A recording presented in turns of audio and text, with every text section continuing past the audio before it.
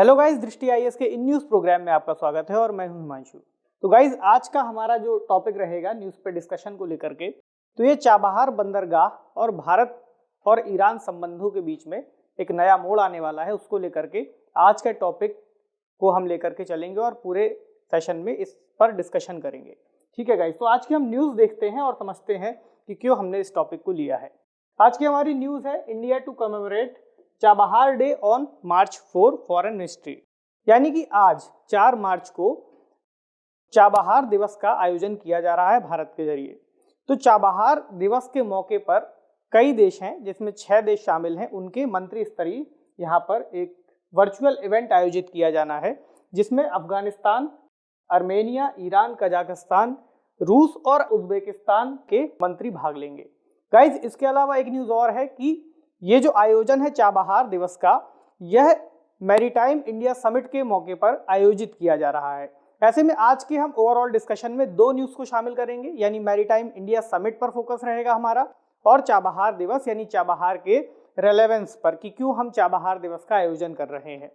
ठीक है गाइज, आज का चूंकि हमारा डिस्कशन पेपर 2 से जुड़ता है मेंस के स्तर पर, चूंकि अंतर्राष्ट्रीय संबंध और आर्थिक विकास दोनों का यहाँ पर आज योगदान रहने वाला है, इसलिए हम इसे जीएस पेपर 2 और जीएस पेपर 3 में शामिल करेंगे। तो आगे बढ़ते हैं और आज हम डायमेंशंस को समझते हैं।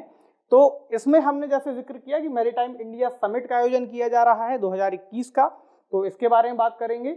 इसके अलावा जो मैरीटाइम इंडिया समिट में चाबहार बंदरगाह के उपलक्ष्य में एक चाबहार दिवस का आयोजन किया जा रहा है, तो चूंकि वह तटीय क्षेत्रों से संबंधित है, ऐसे में हम भारतीय तटरेखा का महत्व समझेंगे। बात करेंगे भारत और चाबहार के बारे में, इससे जुड़ी क्या चुनौतियां हो सकती हैं, आगे की राह यानी क्या सॉल्यूशंस हो सकते हैं, और एक सवाल हम आज के सेशन में शामिल करेंगे हमेशा की तरह। तो गाइस, आगे बढ़ते हैं और सबसे पहले समझते हैं कि चाबहार दिवस के मौके पर हमने जिन देशों का जिक्र किया है उनको मैप पर, अगर इस तरीके के कोई भी आयोजन किए जाते हैं तो उन देशों को हमें मैप में लोकेट करना बहुत जरूरी हो जाता है, क्योंकि परीक्षाओं में अक्सर ऐसे ही देशों को मैप के स्तर पर कोई सवाल बनाकर पूछा जा सकता है। तो हम बात कर रहे थे ईरान, अफगानिस्तान की, यहाँ उज्बेकिस्तान, कजाकिस्तान, रूस और आर्मेनिया की। तो ये देश हैं जो चाबहार दिवस पर मंत्री स्तरीय बैठक में भाग लेंगे। चूंकि एक आभासी मीटिंग का आयोजन किया जाना है, ऐसे में भारत इसका आयोजन कर रहा है।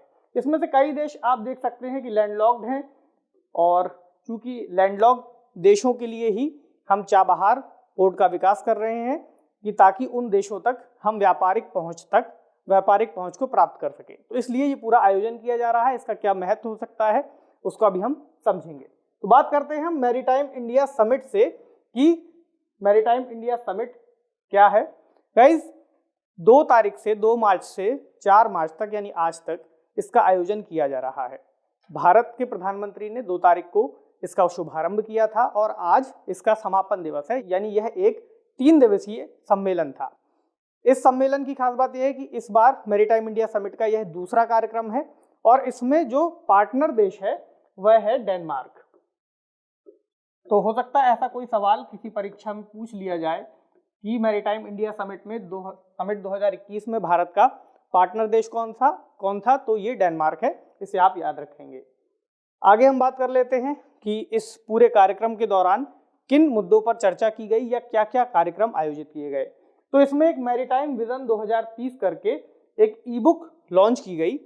इस ई बुक में जो विजन रखा गया वह था अगले 10 वर्षों में भारतीय समुद्री उद्योग को शीर्ष वैश्विक बेंचमार्क में शामिल करना, यानी भारतीय जो उद्योग हैं तटीय स्तर पर उनको वैश्विक स्तर में जो भी एक टॉप बेंचमार्क यहाँ पर सेट किए गए हैं उनमें शामिल करना, कि ताकि वे और अधिक से अधिक प्रतिस्पर्धी बन सके।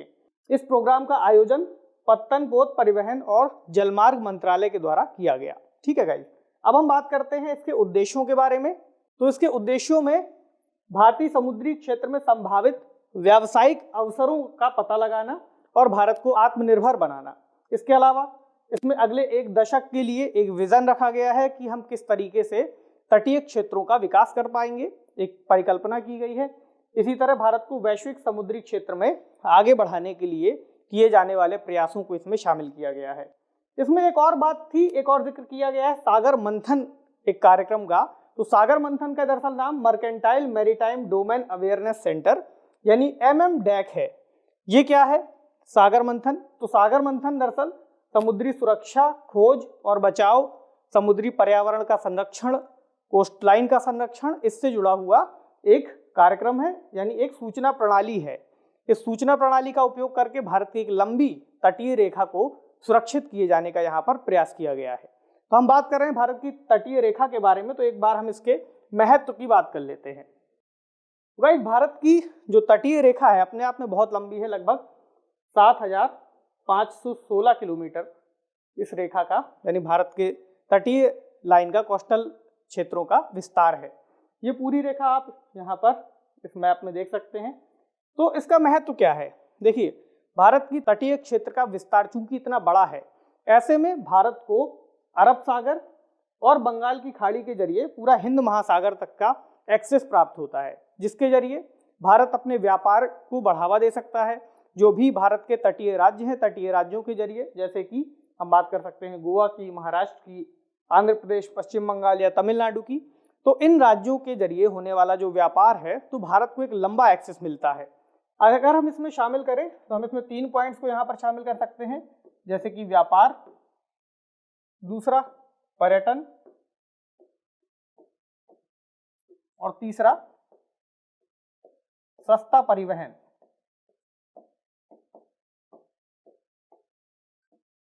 तो व्यापार की हमने बात कर ली। अब अगर हम बात करें परिवहन की, तो भारत की जो कोस्ट लाइन है उसमें भारत के पास काफी अच्छे अच्छे बीचेस भी हैं, जो पर्यटकों को आकर्षित करने के लिए एक बड़ा उद्योग है। जैसे कि हम बात कर सकते हैं गोवा के बीचेस की, केरल के बीचेस की और तमिलनाडु के बीचेस की। तो यहाँ पर पर्यटन के स्तर पर एक बहुत बड़ी संभावना है और पर्यटन के जरिए ही रोजगार के अवसरों को बढ़ाया जा सकता है। तीसरा है सस्ते समुद्री परिवहन की हम बात कर रहे हैं। तो समुद्री परिवहन अपने आप में जमीनी रास्ते से होने वाले परिवहन से सस्ता है। तो ये कुछ पॉइंट्स हैं जो भारत के तटीय क्षेत्र के महत्व को बताते हैं। हम बात करें कि इन तटीय क्षेत्रों के लिए सरकार ने क्या प्रयास किए हैं कि इनसे होने वाले लाभों को बढ़ाया जा सके। तो एक प्रयास की हम बात कर सकते हैं, जैसे सागरमाला कार्यक्रम के तहत भारत ने 2035 तक बंदरगाही जो परियोजना है, बंदरगाहों के विकास से संबंधित, उसमें लगभग $85 बिलियन के निवेश की बात कही है। तो ये अपने आप में बहुत बड़ा निवेश है जो भारत के तटीय क्षेत्रों के विकास से संबंधित है। इसके तहत समुद्री क्षेत्र में स्वच्छ अक्षय ऊर्जा स्रोतों को बढ़ावा देने का प्रयास किया जाएगा, यानी कि जो तटीय क्षेत्र है वहां पर जो संसाधनों का उपयोग किया जाएगा, परिवहन के हो या अन्य कोई, तो उसमें प्रयास किया जाएगा कि स्वच्छ ऊर्जा का उपयोग किया जाए। इसके अलावा जलमार्गों का विकास और पर्यटन को बढ़ावा देने का इसमें प्रयास शामिल है। इसी तरह से 2030 तक लगभग 23 जलमार्गों के परिचालन की यहाँ पर परिकल्पना की गई है कि हम लगभग 23 जलमार्गों का विकास और उनकी शुरुआत कर सकें ताकि जल परिवहन को बढ़ावा दिया जा सके। अब हम बात करते हैं हमारे मुख्य विषय के बारे में, भारत और चाबहार के बारे में। तो गाइज, लगभग ईरान और भारत काफी समय से इस परियोजना में एक साथ बने हुए हैं और भारत ने लगभग 2018 में इस परियोजना की शुरुआत की बात कही थी और इसके लिए कुछ फंड एलोकेट किया गया था। अगर हम बात करें चाबहार बंदरगाह की, तो यह ईरान के दक्षिण पूर्वी क्षेत्र में स्थित है और इसे ओमान की खाड़ी के पास का एक बंदरगाह कहा जाता है। हम बात करें भारत से इसकी कनेक्टिविटी की, तो यह भारत से यहाँ पर ईरान को जोड़ते हुए अफगानिस्तान तक एक रास्ता देता है। एक कनेक्टिविटी परियोजना है जिसके जरिए हम अफगानिस्तान तक पहुँच सकते हैं और अपने व्यापार का संचालन कर सकते हैं। इसके अलावा ये जो चाबहार बंदरगाह है, ये मध्य एशिया तक पहुँचने के लिए भी इसे एक गोल्डन गेट कहा गया है, यानी मध्य एशिया के जो देश है, तुर्कमेनिस्तान, कजाकिस्तान, उज्बेकिस्तान, ये सारे देश अपने आप में लैंडलॉक हैं।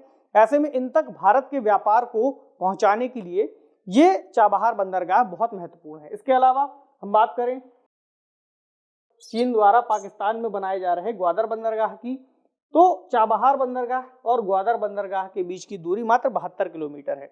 ऐसे में यह परियोजना चीन की बेल्ट एंड रोड इनिशिएटिव परियोजना के एक विकल्प के रूप में भी देखी जा रही है।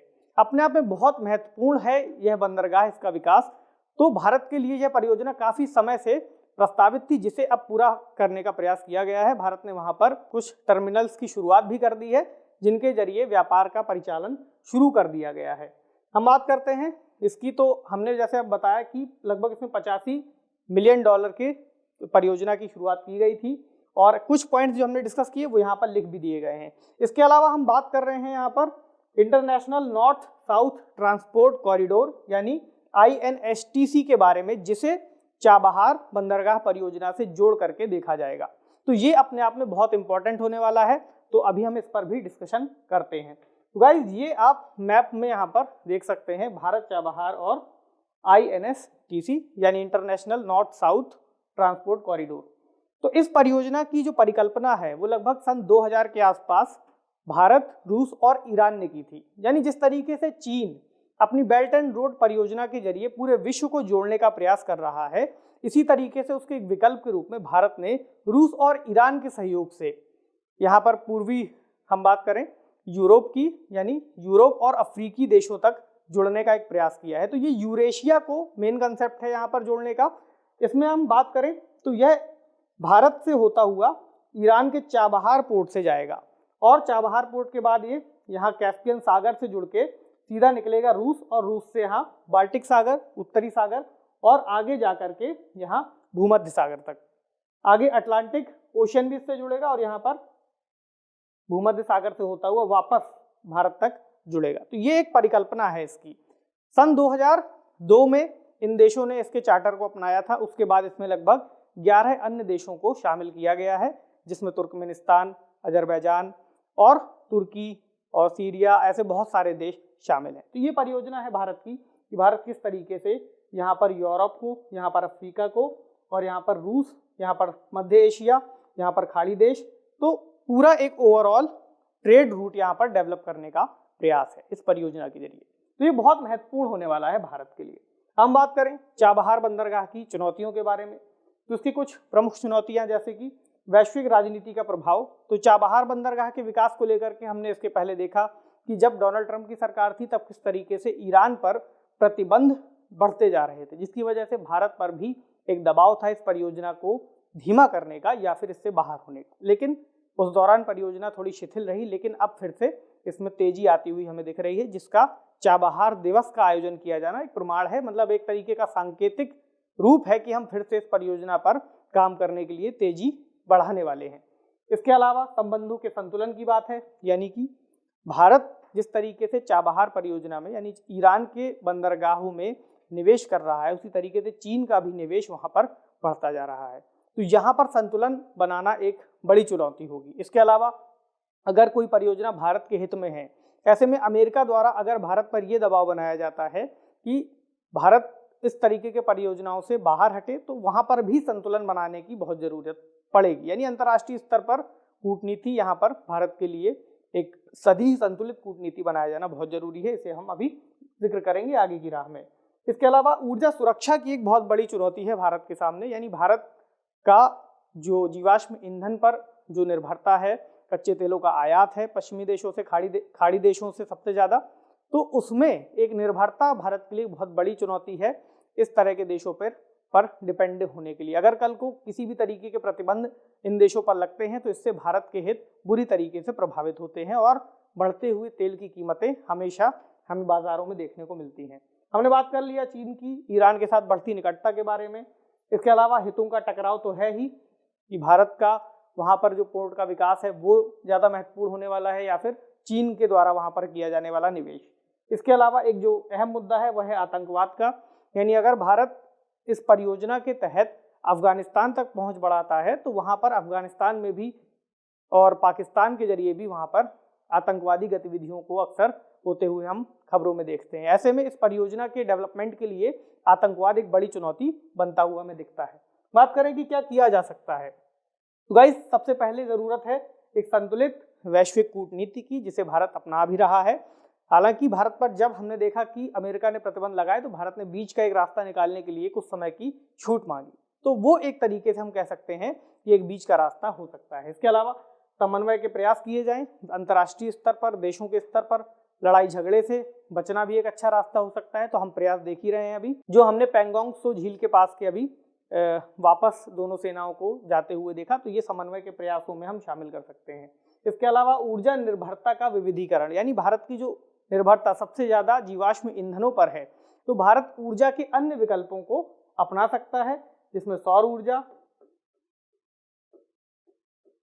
अगला हाइड्रोजन एनर्जी, हम बात कर ही चुके हैं, इस पर पूरा एक डिस्कशन कर चुके हैं, और इलेक्ट्रॉनिक व्हीकल्स पर भी हम बात कर रहे हैं, टेस्ला को भारत में लाने की। तो ये सारे कुछ अन्य सोर्सेस हो सकते हैं, यानी नवीकरणीय ऊर्जा के स्रोतों को बढ़ावा देते हुए हम जीवाश्म ईंधन पर निर्भरता को कम कर सकते हैं, ताकि जो खाड़ी देश हैं जिनसे हमें कच्चे तेल का आयात करना पड़ता है, एक बड़ी मात्रा में हमें अपने फॉरेन रिजर्व को वहां पर शेयर करना पड़ता है। तो ये एक चैलेंज भारत के लिए हो सकता है, जिसका समाधान ऊर्जा निर्भरता के सोर्स यानी कि एनर्जी के जो सोर्सेस हैं उनको बहुत ज़्यादा डाइवर्सिफाई करके हम निकाल सकते हैं।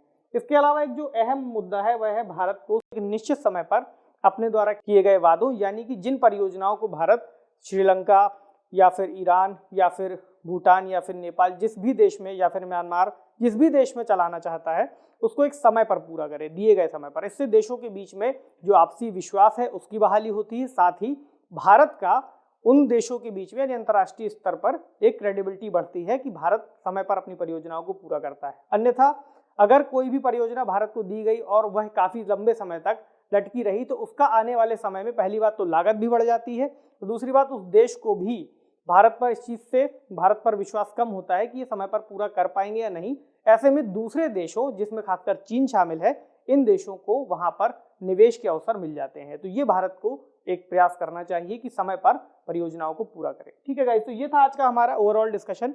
हम देख लेते हैं आज का सवाल क्या होने वाला है। तो सवाल है, भारत के तटीय राज्य समुद्री व्यापार को बढ़ावा देकर भारत की आर्थिक प्रगति में सहायक हो सकते हैं। चाबहार बंदरगाह के उपयोग को शामिल करते हुए इस कथन का मूल्यांकन कीजिए। तो आपको बताना है कि किस तरीके से भारत के तटीय राज्य हैं वे व्यापार को बढ़ावा देकर के भारत की आर्थिक प्रगति को बढ़ा सकते हैं। कई तरीके से निवेश की परियोजनाएं हैं, या फिर ट्रेड को बाहर ले, यानी कि ट्रेड का विस्तार किया जाना, इंपोर्ट का विस्तार, एक्सपोर्ट का विस्तार, इस तरीके से हम भारत के आर्थिक विकास में सहायक हो सकते हैं ये राज्य।